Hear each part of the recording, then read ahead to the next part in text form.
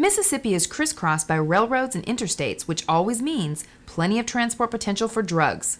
Waterways on the Gulf of Mexico and along the Great Mississippi River further expedite the movement of drugs from South Texas and Mexico to the East Coast and the Midwest.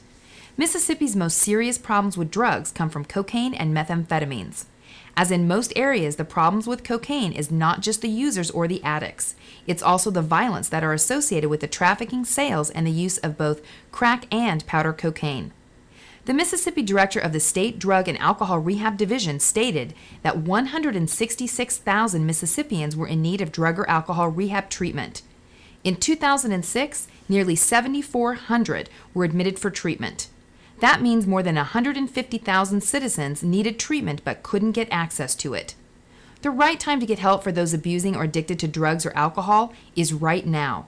The next time the addicted person uses meth, heroin, cocaine, alcohol, or any other drug could bring disaster or incarceration.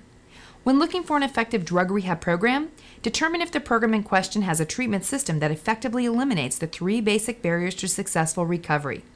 They are the barriers of cravings, guilt, and depression, suffered by every addicted person.